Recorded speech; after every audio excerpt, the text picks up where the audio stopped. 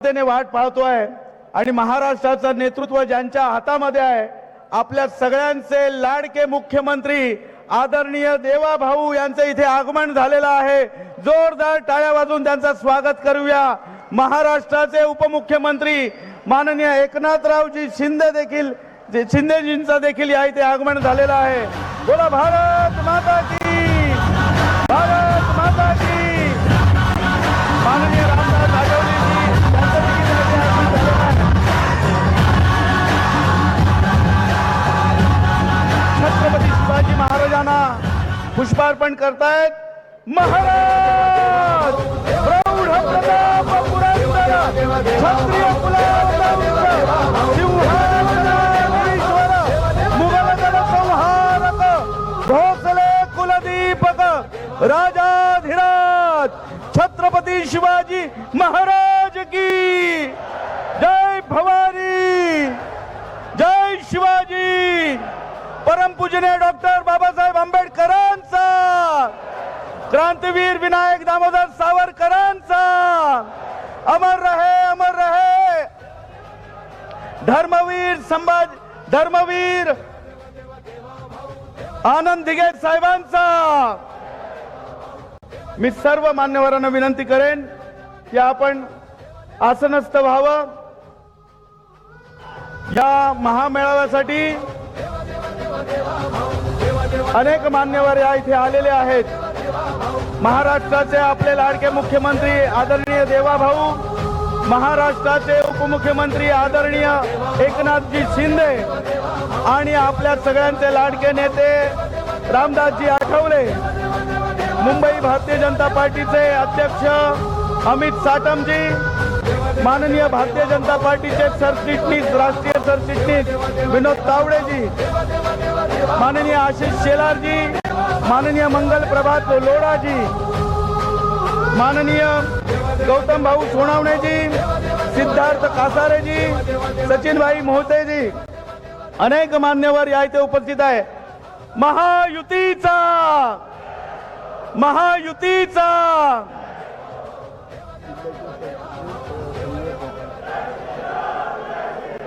मी आदरणीय मुंबई भारतीय जनता पार्टीचे अध्यक्ष अमित साटमजी यांना विनंती करतो की त्यांनी आज या महामेळाव्याला जमलेल्या सर्व कार्यकर्त्यांना संबोधित करावं। माननीय अमित साटमजी।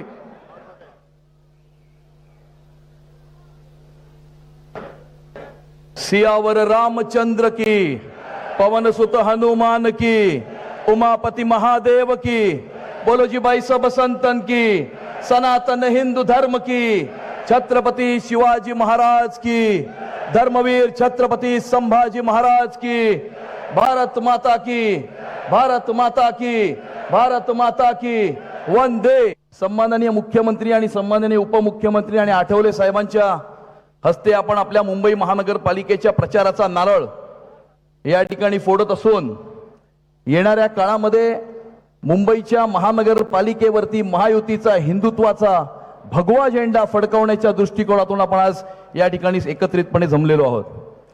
गेल्या 11 वर्षामध्ये नरेंद्र मोदीजींच्या नेतृत्वामध्ये सन्माननीय मुख्यमंत्री देवेंद्र फडणवीस साहेब आणि सन्माननीय एकनाथ शिंदे साहेबांनी ज्या प्रकारे गेल्या 11 वर्षामध्ये या मुंबई शहरामध्ये विकास केला, या मुंबई शहरामध्ये क्रांतिकारक अशा प्रकारचे बदल घडवून आणले। मेट्रो असेल, कोस्टल रोड असेल, अटल सेतू असेल किंवा दक्षिण मुंबईतल्या बीडीडी चाळीमध्ये 160 फुटाच्या घरामध्ये राहणाऱ्या मराठी माणसाला 560 फुटाचं घर निर्माण करून देण्याचं काम असेल, हे असे सर्व क्रांतिकारक अशा प्रकारचे बदल हे फक्त 11 वर्षामध्ये आपल्या नेत्यांच्या माध्यमातून, महायुतीच्या माध्यमातून घडत असताना एका बाजूला गेल्या 11 वर्षामध्ये झालेला मुंबईचा कायापालट आणि 1997 ते 2022 या 25 वर्षामध्ये या मुंबई शहरामध्ये महानगरपालिकेमध्ये झालेला या देशातला सगळ्यात मोठा भ्रष्टाचार म्हणजे 3 लाख कोटीचा मुंबईच्या महानगरपालिकेतला भ्रष्टाचार। मुंबईची निवडणूक आली की यांना मराठी भाषा आठवते, यांना मराठी माणूस आठवतो आणि निवडणूक एकदा संपली की मग हे मराठी माणसाला, मुंबईकरांना आणि मुंबई शहराला विसरतात। आणि मग त्या ठिकाणी स्टँडिंग कमिटीच्या हिशोबामध्ये हे लागतात. आणि म्हणून गेल्या 25 वर्षामध्ये दाखवायला एकही काम नाही. आम्ही गेल्या 11 वर्षामध्ये केलेली 10 कामं दाखवतो. तुम्ही गेल्या 25 वर्षामध्ये केलेलं एक काम दाखवा. हे आमचं उद्धव ठाकरेंना चॅलेंज आहे. चॅलेंज. एक काम दाखवा. आपण फक्त भ्रष्टाचार भ्रष्टाचार आणि भ्रष्टाचार. अरे कोविडच्या काळामध्ये 2-2 हजार रुपयाच्या रेमडेसिवीर साठी ज्या वेळेला मुंबईची जनता वण फिरत होती त्यावेळेला हे कोविडमध्ये भ्रष्टाचार करत होते. यांनी ऑक्सिमीटर नाही सोडला, यांनी थर्मोमीटर नाही सोडला, यांनी पीपी किट नाही सोडले, यांनी बॉडी बॅग्सही सोडल्या नाहीत. आणि मुंबईच्या कोविड केअर सेंटरची कहाणी तर वेगळीच आहे. आणि आता आपलं संपलेलं राजकारण पुन्हा एकदा जिवंत करण्याकरता, मतांच्या लांगुलचालना करता यांनी स्वतःवरती हिरवी चादर ही ओढवून घेतलेली आहे. हिरवी चादर ओढवून घेतलेली आहे. आपण बघितलं की कोणाच्या प्रचार फेरीमध्ये पाकिस्तानचे झेंडे फडकले होते. बॉम्बस्फोटाच्या आरोपीने कुठल्या उमेदवाराचा प्रचार केला होता. आणि परवाच आपण बघितलं की पाकिस्तान जिंदाबादचा घोषणा देणारा रशीद मामूला पक्षामध्ये कुणी प्रवेश दिला होता. किंवा त्या वर्सोव्यामध्ये मॉलेस्टेशन आणि फोर्जरीचे आरोप असलेल्या मुलतानीला कोणी आपल्या पक्षामध्ये प्रवेश दिला होता. कालच या ठिकाणी न्यूयॉर्कचा मेयर आहे झोराम ममदानी. या ममदानीने त्या उमर खालिदला या ठिकाणी त्याची चिंता व्यक्त केली. जो उमर खालिद जेएनयू मध्ये ज्यांनी घोषणा दिल्या कि भारत तेरे टुकड़े हो गए इंशाअल्लाह इंशाअल्लाह आजादी हमें हिंदुओं से चाहिए.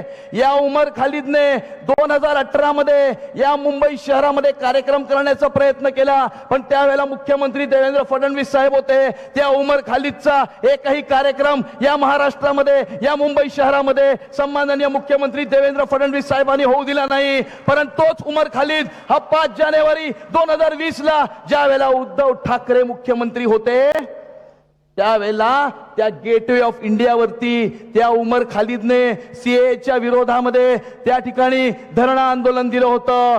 आणि त्या कार्यक्रमामध्ये आदित्य ठाकरे सुद्धा सहभागी झाले होते. आणि अशा या उमर खालिदला जर झोराम ममदानी त्याची जर चिंता व्यक्त करणार असेल, हे आंतरराष्ट्रीय दर्जाचं एक कटकारस्थान आहे. जगातली काही आंतरराष्ट्रीय शहरं ही जिहादी आतंकवादी इस्लामिक फंडामेंटलिस्ट एलिमेंट्सनी स्वतःच्या ताब्यामध्ये ठेवण्यासाठी एक कटकारस्थान रचलेलं आहे. आणि म्हणून आपण पाहतो की जगातल्या काही आंतरराष्ट्रीय शहराचा रंग कसा बदललेला आहे. आणि तशाच प्रकारचं कटकारस्थान हे मुंबई शहरामध्ये सुद्धा होत आहे. आणि या आंतरराष्ट्रीय दर्जाच्या कटकारस्थानामध्ये उद्धव ठाकरे हे त्याचे भागीदार आहेत. उद्धव ठाकरे त्याचे भागीदार आहेत. उमर खालिद बरोबर स्टेज ज्यांनी शेअर केला होता, उमर खालिद बरोबर जे कार्यक्रमामध्ये त्या ठिकाणी सहभागी झाले होते, या उमर खालिदचा कळवा यांना आलेला आहे. पण आज या मंचाच्या माध्यमातून यांना आपण सर्वांनी मिळून इशारा देऊया की येणाऱ्या काळामध्ये मुंबई शहराचं ममदानीकरण आम्ही होऊ देणार नाही. मुंबईचा रंग आम्ही बदलू देणार नाही. आम्ही मुंबईची न्यूयॉर्क होऊ देणार नाही.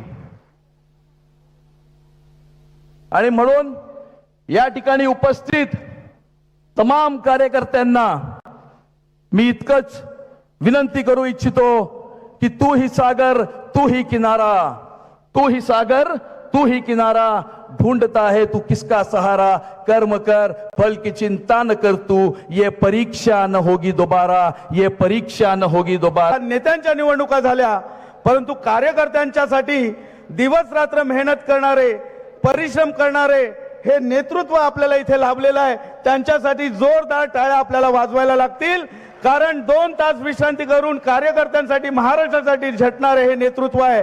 आणि बाकीच्यांचा जर विचार करायला गेलं तर 2 तास महाराष्ट्रासाठी आणि 2 तास फक्त कार्यकर्त्यांसाठी काम करणारे दुसरे नेतृत्व आहे. त्यामुळे आपल्या नेतृत्वांकडे जी ऊर्जा आहे त्या ऊर्जेचं हे प्रतीक आपलं नेतृत्व या मंचावरती बसलेलं आहे. असं भाषण आपण ऐकलं ते महाराष्ट्राचे लोकप्रिय उपमुख्यमंत्री माननीय एकनाथराव शिंदेजी आमचे 2020चे प्लेयर आणि केंद्रीय मंत्री रामदास आठवलेजी, मान्य विनोद तावडेजी, रामदास कदमजी, अमित साटमजी, आशिष शेलारजी, मंगलप्रभात लोढाजी, राहुल शेवाळेजी, आनंदराव अडसूळजी, नितेश राणेजी, श्रीकांत शिंदेजी, गोपाळ शेट्टीजी, योगेश कदमजी, प्रवीण दरेकरजी, रवींद्र वायकरजी, मीनाताई कांबळे, गौतमजी सोनवणे, काका खंबाळकर, सिद्धार्थ कसारे, अतुल भातकळकर, मिलिंद देवरा, पराग अळवणी, मनीषा कायंदे, मनीषाताई चौधरी, मिहीर कोटेचा, प्रसाद लाड, दीपक सावंत, प्रकाश सुर्वे, कालिदास कोळंबकर, मंगेश कुडाळकर, योगेश सागर, निलेश राणे, राजन सिंग, चित्राताई वाघ, विद्याताई ठाकूर, श्रीकांत भारतीय, संजय उपाध्याय, मुरजी पटेल, शीतल म्हात्रे, पवन त्रिपाठी, अशोक पाटील, गणेश खणकर, सुशांत शेलार, श्वेताताई परुळेकर, सचिन मोहिते, राजेश शिरोडकर, रवी गायकवाड, भारतीताई लव्हेकर. थकलो मी.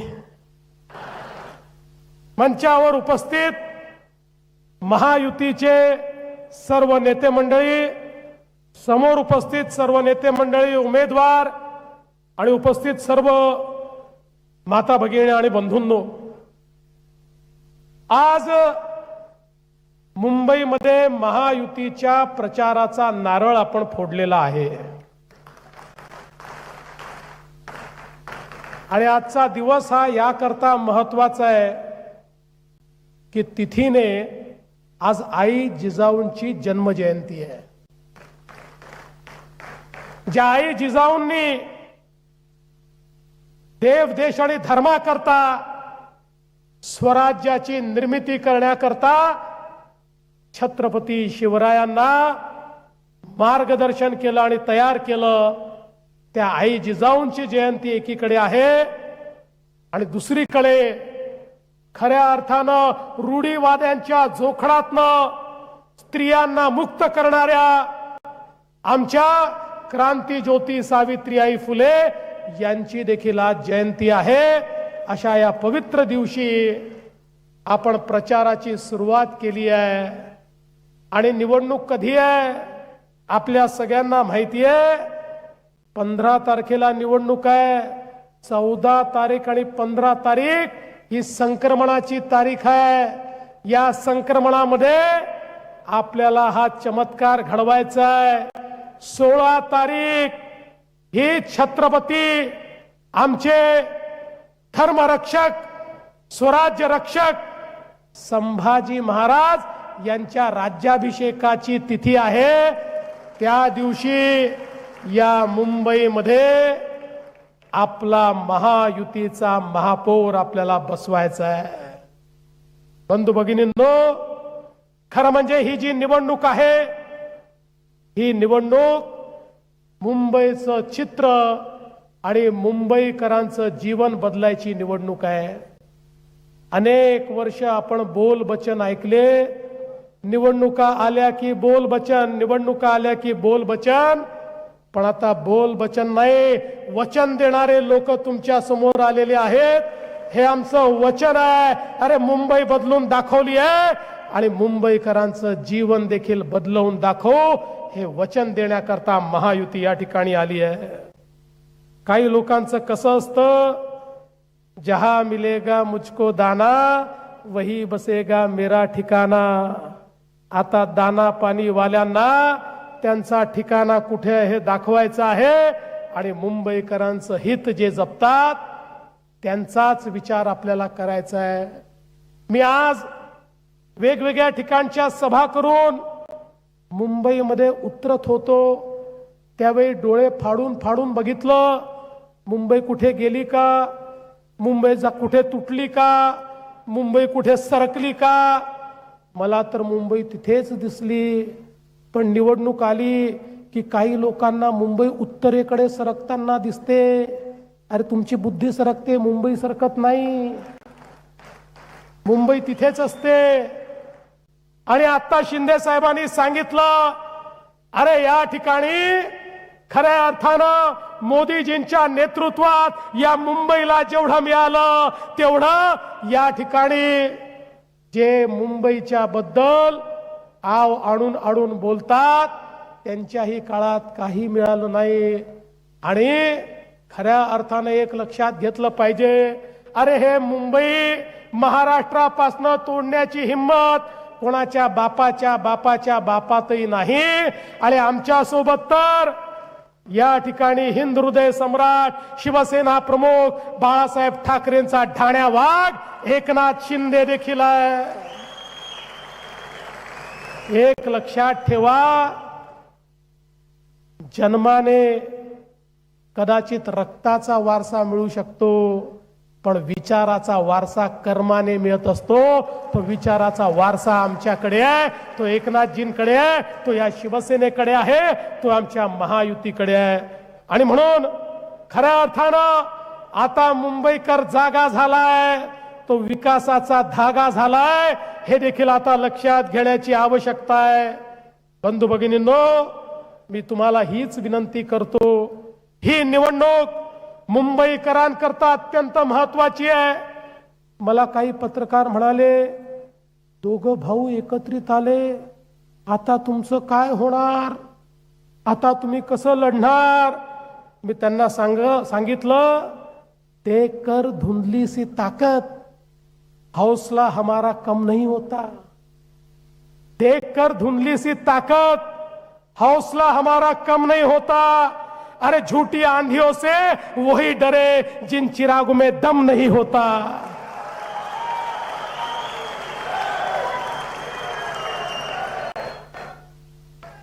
आता या ठिकाणी खरं म्हणजे शिंदे साहेब, तुम्ही यांचं कॅम्पेन बघितलं, मला तर आता असं लक्षात आलं आहे की मुंबईमध्ये निवडणुकीमध्ये श्रेय चोरणारी टोळी सक्रिय झाली आहे.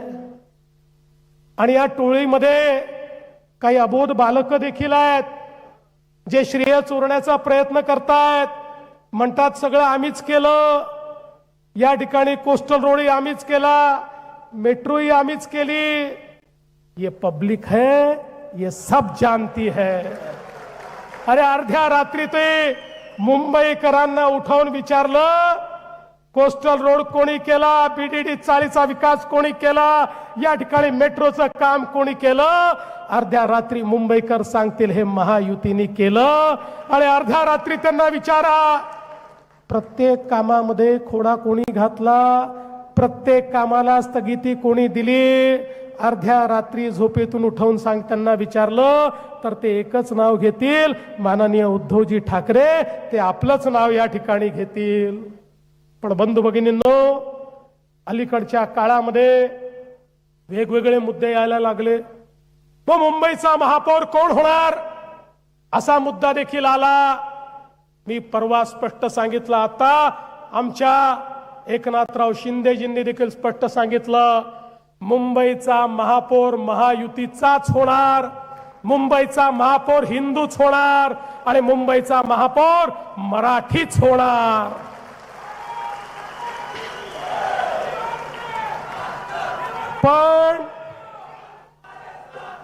पण परवा वारिस पठाण बोलून गेले, मुंबई में बुरखे वाली मेयर बनेगी. आम्हाला वाटलं आता मराठी माणसाबद्दल बोलणारे तुटून पडतील, पण मला समजलंच नाही. अचानक भोंग्याचे सेल डाऊन झाले. सकाळचा भोंगा बोलेनाच, विचारलं तर तोंडातनं शब्दच निघेना. एक जण यांच्यातला बोलायला तयार नाही, हे त्याचं उत्तर देण्याकरता देखील तयार नाही. आता आम्हालाच त्यांना चार्ज करावं लागेल, तर कदाचित या भोंग्यातनं आवाज निघतील. आणि म्हणून त्यांच्या छातीवर उभं राहून सांगतो, या ठिकाणी महापौर हिंदूच बनेल, या ठिकाणी महापौर मराठीच बनेल.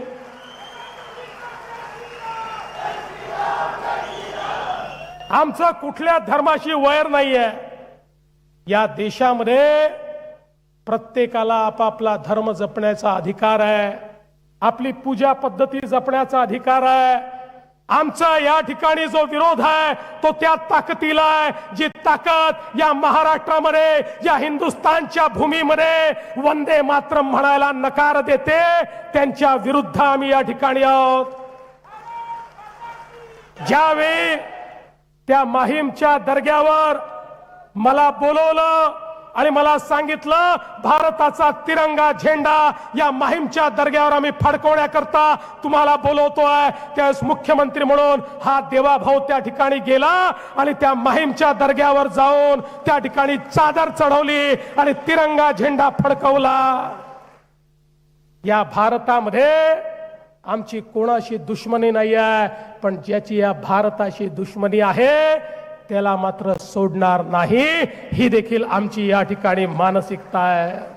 आणि म्हणून बंधू भगिनींनो, एक लक्षात ठेवा, वंदे मातरमचा नारा, भारत माता की जयचा नारा तुम्हाला या सभेमध्ये तर ऐकायला मिळेल, पण तिकडच्या सभेमध्ये ऐकायला मिळणार नाही, कारण त्यांनी आता वंदे मातरमची साथ सोडलेली आहे. आता त्यांचा झेंडाही बदललाय, त्यांचा दंडाही बदललाय. आणि म्हणून या मुंबईच्या निवडणुकीत आम्हाला सुरक्षित मुंबई देखील तयार करायची आहे. या मुंबईमध्ये शिरलेले बांगलादेशी गेले 6-8 महिने सातत्याने मागे लागून अनेक बांगलादेशी आम्ही वापस पाठवले. पण पुढच्या काळामध्ये एक एक मुंबईतला बांगलादेशी या बंगाल मधनं आलेला, त्या बंगालच्या रस्त्याने, त्या ममता दीदीच्या आशीर्वादाने या ठिकाणी आलेला एक एक बांगलादेशी शोधून काढू आणि त्याला त्याला बांगलादेशमध्ये परत पाठवण्याचं काम आणि सुरक्षित करण्याचं काम हे या ठिकाणी केल्याशिवाय आम्ही थांबणार नाही. एक सुरक्षित मुंबई आम्हाला तयार करायची आहे. या मुंबईतल्या सामान्य माणसाचं स्वप्न काय आहे? या मुंबईच्या मराठी माणसाचं स्वप्न काय आहे? अरे एकेकाळी या गिरणगाव मध्ये, या दक्षिण मुंबईमध्ये राहणारा तो मराठी माणूस, तो हद्दपार झाला, पाप कोणाचा आहे? गिरणी कामगार हद्दपार झाला, पाप कोणाचा आहे? अरे तुम्ही नेहमीच सांगता माझ्या महानगरपालिकेमध्ये 70,000 कोटी रुपयाच्या फिक्स डिपॉझिट केले आहेत. अरे त्या फिक्स डिपॉझिटच्या रसीदी आम्ही चाटायच्या का? अरे ज्यावेळी माझा तो गिरणी कामगार त्या ठिकाणी मुंबईच्या बाहेर जात होता, ज्यावेळी त्याला त्या ठिकाणी रस्त्यावर आणण्याची वेळ होती, अरे त्या 70,000 कोटीतले 2-3 हजार कोटी जरी खर्च केले असते तरी माझ्या गिरणी कामगाराला याच मुंबईमध्ये त्याचं हक्काचं घर मिळालं असतं. आम्हाला कागद आणि रसीदी चाटण्याकरता त्या ठिकाणी सत्ता नको आहे. आम्हाला जिवंत माणसाची सेवा करायची आहे. जिवंत माणसाला त्याचं हक्काचं घर हे त्या ठिकाणी मिळवून द्यायचं आहे. अरे बीडीडी चाळीच्या संदर्भात किती वर्ष या ठिकाणी संघर्ष चालला, पण आम्ही निर्णय केला की बीडीडी चाळ ही बिल्डराच्या घशात देणार नाही. या ठिकाणी बीडीडी चाळ मराठी माणसाची अस्मिता ज्या ठिकाणी होती, 80,000 मराठी माणसं त्या ठिकाणी वाट बघत होते, कधीतरी आम्हाला आमचं हक्काचं घर मिळेल. पण यांच्या कंत्राटदाराच्या, यांच्या बिल्डरांच्या जाळ्यामध्ये त्या ठिकाणी हा बिल्डर की तो बिल्डर, त्याच्या या भांडणामध्ये त्या बीडीडी चाळीचा यांनी सत्यानाश केला. पण आम्ही निर्णय केला बिल्डराची आवश्यकता नाही, म्हाडा स्वतः त्या ठिकाणी बीडीडी चाळ बांधेल. 80,000 मराठी माणसं जी कदाचित हद्दपार गेली असती, वसई विरारच्या पलीकडे घर घेण्याची ज्यांची ऐपत नव्हती, 100 स्क्वेअर फुटात राहणारी माझी ते मराठी बांधव आज इमारती उभ्या केल्या, त्याच्या चाव्या दिल्या आणि या सगळ्या लोकांना मुंबईमध्ये 100 फुटामधनं 500 फुटाचं घर त्याच ठिकाणी मोफत देण्याचं काम आम्ही केलं. मराठी माणसाकरता हे काम आहे. आज अभ्युदय नगरचा विकास त्या ठिकाणी आपण सुरू केला. अभ्युदय नगर जे आमच्या गिरणी कामगारांचं, जे आमच्या मराठी माणसाचं एक अशा प्रकारची ही वस्ती आहे, ज्या वस्तीमध्ये आपल्याला मुंबईची खरी संस्कृती पाहायला मिळते. का त्याचा विकास होऊ शकला नाही, पण आज त्याचाही विकास करण्याचं काम हे आम्ही शिंदेजींनी, आम्ही सगळ्यांनी मिळून या ठिकाणी केलं आणि आता त्याचंही बांधकाम आम्ही सुरू करतोय. अरे पत्रा चाळीचा तुम्ही घोटाळा केला, त्या पत्रा चाळीत राहणारा तो मराठी माझा माणूस ज्याच्या नावानं हजारो कोटी रुपये तुम्ही खाऊन टाकले, पण त्याला एवढंसही घर दिलं नाही, त्याला बेघर केलं, त्या पत्रा चाळीतल्या माणसाला तुमचं पाप आम्ही धुवून काढलं आणि त्यालाही त्याचं हक्काचं घर देणारे आम्हीच या ठिकाणी आहोत. आणि मी तुम्हाला आज सांगतो, आमचा हा संकल्प आहे, यापुढे मुंबईतला मराठी माणूस मुंबईच्या बाहेर जाणार नाही. त्याला इथेच घर देऊ, त्याला मोठं घर देऊ. या ठिकाणी मुंबईकरांचं जे स्वप्न आहे घराचं ते आम्ही पूर्ण करू. आणि एवढंच नाही तर मुंबईच्या झोपडपट्टीमध्ये राहणारा जो व्यक्ती आहे त्या प्रत्येकाला आम्ही घर देऊ. तुम्ही बघा, जेव्हापासनं या महाराष्ट्रामध्ये आपलं सरकार आलं, महायुतीचं पहिलं सरकार असेल, दुसरं सरकार असेल, आता तिसरं सरकार असेल, या प्रत्येक सरकारमध्ये आपण मोठ्या प्रमाणात SRAच्या माध्यमातून योजना सुरू केल्या. जुन्या योजना रखडल्या, पण आपल्या योजना चाललेल्या आहेत आणि मोठ्या प्रमाणात आज झोपडपट्टीवासियांना घरं देण्याचं काम आपण या ठिकाणी करतो. आणि म्हणून मुंबईकरांचा प्रश्न घरांचा आम्ही सोडवतो आहोत. आणि एवढंच नाही तर मुंबईकरांचा दुसरा प्रश्न काय आहे? मुंबईकरांचा दुसरा प्रश्न हा दळणवळणाचा आहे, कम्युटेशनचा आहे. मुंबईकर आपल्या जीवनातले जे क्षण परिवारासोबत घालवायचे ते सगळे क्षण कुठेतरी लोकलमध्ये, ट्रेनमध्ये, रस्त्यावर धक्के खात त्या ठिकाणी तो फिरत असतो. त्या मुंबईकराला त्याचं जीवन सुकर करण्याकरता, इज ऑफ लिव्हिंग आणण्याकरता 450 किलोमीटरच्या मेट्रोचं नेटवर्क आम्ही सुरू केलं आणि त्यातलं जवळजवळ 150 किलोमीटरचं आम्ही पूर्ण केलाय. दरवर्षी आता 50-100 किलोमीटर आम्ही पूर्ण करणार आहोत. आणि मी विश्वासानं सांगतो 2028-29 पर्यंत मुंबईच नाही तर जी विस्तारित मुंबई आहे, MMR रिजन आहे, याच्या कुठल्याही भागातनं कुठल्याही भागात जाण्याकरता जास्तीत जास्त लागणारा वेळ हा 59 मिनिटाचा असेल. अशा पद्धतीनं मुंबईचं नियोजन केलंय. केवळ कोस्टल रोड करून थांबलो नाही, आम्ही कोस्टल रोडला पुढे बांद्र्यापासून वर्सोयापर्यंत, वर्सोयापासून दहिसर पर्यंत, दहिसर पासून भाईंदर पर्यंत, भाईंदर पासून उत्तन पर्यंत, उत्तन पासून विरार पर्यंत, अशा पद्धतीनं या संपूर्ण रोडचं काम आम्ही करतोय. आणि याच सोबत खऱ्या अर्थानं या मुंबईमध्ये एक पाताल लोक देखील आम्ही तयार करतोय. पाताल लोक म्हणजे काय माहिती आहे? एक टनेल्सचं जाळं, एक टनेल्सचं जाळं या मुंबईमध्ये तयार होत आहे. मुंबईकरांना ट्रॅफिक मध्ये अडकून पडावं लागणार नाही अशा पद्धतीनं टनेल्सचं जाळं हे त्या ठिकाणी ठाण्याहून बोरीवली करता 2-2 तास लागतात. 15 ते 20 मिनिटांमध्ये तुम्ही त्या ठिकाणी येऊ शकाल. संपूर्ण वेस्टर्न एक्सप्रेसवे असेल, संपूर्ण ईस्टर्न फ्रीवे असेल, या प्रत्येक गोष्टीला डिकंजेस्ट करण्याचं काम या मुंबईमध्ये आम्ही करतो. आणि हे करत असताना सगळ्यात महत्वाचं आहे या मुंबईला पर्यावरण पूरक मुंबई म्हणून तयार करणं. शिंदे साहेबांनी सांगितले खरंय, 25 वर्ष राज्य केल्यानंतर या मुंबईचं या ठिकाणी सांडपाणी थेट समुद्रामध्ये जात होतं. अरे अनेक छोट्या छोट्या शहरामध्ये STP होते, पण मुंबईमध्ये 70,000 कोटीचे फक्त कागद आम्ही पाहत होतो. पण या ठिकाणी STPची निर्मिती नव्हती. मुंबईच्या समुद्रामध्ये, मिठी नदीमध्ये सगळीकडे इतक्या मोठ्या प्रमाणात घाण पाणी, सांडपाणी चाललं होतं. 16,000 कोटी रुपयाचे STPचं काम आपण सुरू केलं. आणि मी तुम्हाला सांगतो 2 वर्षात हे काम पूर्ण झाल्यानंतर मुंबईच्या समुद्रकिनारी तुम्ही आज जाता, तुम्हाला वास सहन करावा लागतो. लोक राज्यभरातनं, देशभरातनं चौपाटीवर जातात, घाणेरडा वास सहन करावा लागतो.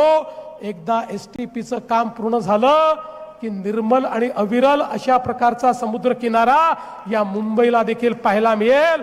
हे आम्ही करून दाखवलं. आणि म्हणून बंधू भगिनींनो, आज खऱ्या अर्थानं मी तर तुम्हाला हे सांगण्याकरता आलो आहे पुढच्या काळात काय काय करणार आहोत या गोष्टी देखील तुम्हाला सांगणार आहे. पण मी हा संकल्प केलाय, मी आणि शिंदे साहेब आणि आमचे रामदासजी, आमची महायुती, आमचा संकल्प आहे